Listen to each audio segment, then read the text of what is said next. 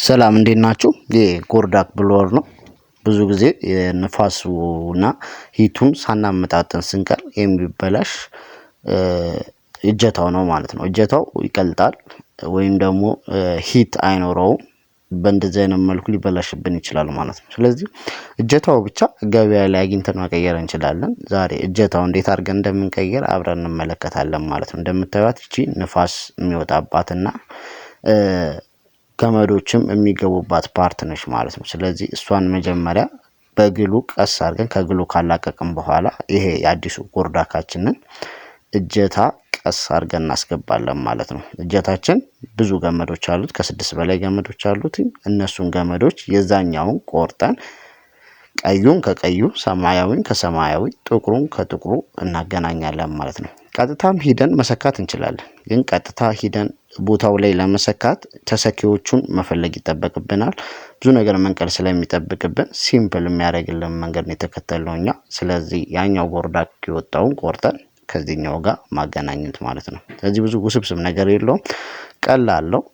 ግን ንፋስ እንዳያንሰን ግሎቹን እንዳሁን እንዲያወጣውት እንዳለው ግሉ ካለው በደንብ ማውጣት፣ ከዛ ኬብሎቹን በአግባቡ ማስገባት ይጠበቅብናል ማለት ነው። ስለዚህ እነዚህ ነገሮች የሚበላሹት ያው እንዳልኳችሁ ንፋሱን ቀንሰ ሂቱን በመናበዛበት ጊዜ ራሱ ጎርዳኩ ሙቀቱ በጣም ስለሚበዛ እጀታውን ያቀልጠዋል ማለት ነው። እዚህ እጀታው እንዳይቀልጥ ሁሉ ጊዜ ንፋስና እንትኑ ማመጣጠን ይጠበቅብናል ማለት ነው። እንደምታዩት አሁን ሁሉንም ገመዶች እኩል አድርጓቸዋል። ይሄው እንደምታዩት አዲሱ የጎርድባው ጎርዳክም ላይ ያሉ ገመዶች እንዳለ እጄ ላይ ያሉ፣ እዚህኛው ላይም እጄ ላይ ያሉ ማለት ነው። ስለዚህ ሁለት ነጭ አለ፣ ሁለቱን ነጭ ከሁለቱ ጋር እናገናኛለን ማለት ነው። ከሁለቱ ነጮች ጋር እንደዚህ እያደረግን ካገናኘን በኋላ በየበየድን በፕላስተር ሁሉንም በአግባቡ እናጣብቃቸዋለን ማለት ነው። ካጣበቅን በኋላ እቺኛዋ አሁን ያስገባበት ቦታ ላይ እቺኛዋን ንፋስም አላት እንትንም አላት። ስለዚህ እቺኛዋን በብሎን ጥብቅ አድርገን እናስራታለን። የምትይዘው ነች ማለት ነው። ገባችኋ? የምትይዘው እሷ ነች። ስለዚህ እሷን እናጣብቃታለን። ከተቻለ በግሉ ቀስ አድርገን ነካ አድርገን ብቻ ማጣበቅ እንችላለን። ስለዚህ ይሄኛው አፉ ነው። ብሎን እናስራለን። መጀመሪያ ብሎኑን በአግባቡ እናሰርና ከዛ በኋላ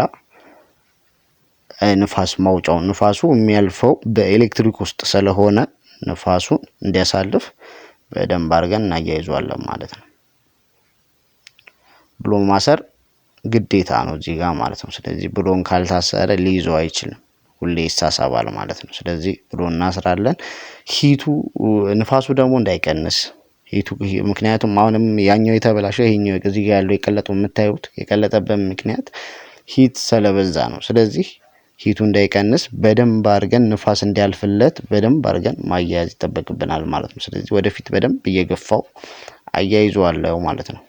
እንደምታዩት ነው። ንፋስ ማለፊያው በደንብ ሁሌ ሊስተካከል ይገባል። ንፋስ ከቀነሰ ሙቀት በምንጨምርበት ጊዜ ጎርዳኩን መልሶ ይጎዳብናል ማለት ነው። ጎርዳኩ ትንሽ እየተወደዱ መጥተዋል። ስለዚህ ያለንን በአግባቡ እንጠቀም፣ አሪፍ ነው እላለሁ። እንደምታዩት በደንብ አስገብቼዋለሁ። ካስገባሁት በኋላ ቴስት እናደርገዋለን ማለት ነው መጨረሻ ላይ። ስለዚህ የንፋስ እቺኛዋ ነች። ብዙ ጊዜ ንፋስ ችግር ካለ እዚህ አካባቢ ለፊት አካባቢ ነው የምታዩት። ይሄኛው ፓክድ የሆነው ብዙ ጊዜ ቲዩቦች ያሉት እሱ የንፋስ ማስተላለፊያ ነው ማለት ነው። ስለዚህ ይሄኛውን አስገብተን ጨርሰናል። ስለዚህ እንደነበረ ለማድረግ ግሉ ተጠቅመን ያቸውን ሰክተን እንደዚህ ፏ አድርገነዋል ማለት ነው። ከዛ በኋላ ይሄ ንፋስ አለው የሚለውን አብረን እንመልከት። እንደምታዩት መጨመር ጀምሯል። ሂትም ይጨምራል፣ ንፋስም ይጨምራል። ንፋስም በደንብ አለው። ስለዚህ እንደዚህ አድርገን በቀላሉ እንቀይራለን። አመሰግናለሁ።